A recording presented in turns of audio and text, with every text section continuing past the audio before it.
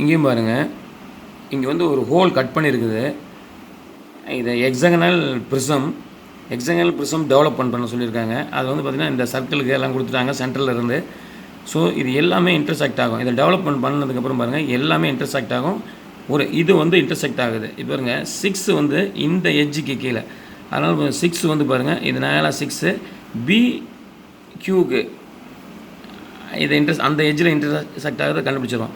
ஆனால் 1 வந்து பாருங்கள் எங்கேயுமே இன்டர்செக்ட் ஆகலை. இங்கே பாருங்கள் 1 வந்து பாருங்கள் எங்கேயுமே இங்கே போய் இன்டர்செக்ட் ஆகாது. அப்போ இந்த பாயிண்ட் எப்படி கண்டுபிடிக்கிறது அப்படின்னா 1க்கு நேராக கீழே வந்து லைன் வரையணும். இங்கே பாருங்கள் லைன் வரைஞ்சிருக்காங்க, லைன் வரையணும். அது எந்த எட்ஜு வந்து பாருங்கள் இந்த எட்ஜில் வந்து இன்டர்செக்ட் ஆகுது. ஏபிங்கிற ஒரு இடத்துல வந்து டச் ஆகுது. அப்போ இந்த பியிலிருந்து இந்த எம் வந்து எவ்வளோ டிஸ்டன்ஸ் அப்படின்னு சொல்லி கண்டுபிடிக்கணும். கண்டுபிடிச்சி பாருங்கள் இந்த பியிலிருந்து எம் வந்து என்ன டிஸ்டன்ஸ்னு சொல்லிட்டு வந்து இங்கே மெஷர் பண்ணி அதை இங்கே கீப் திஸ் சென்டர் திஸ் ஆருக்கு இதை கண்டுபிடிச்சி அங்கேருந்து கொண்டு வந்தீங்கன்னா இந்த .1 கண்டுபிடிச்சிடலாம். தேங்க்யூ.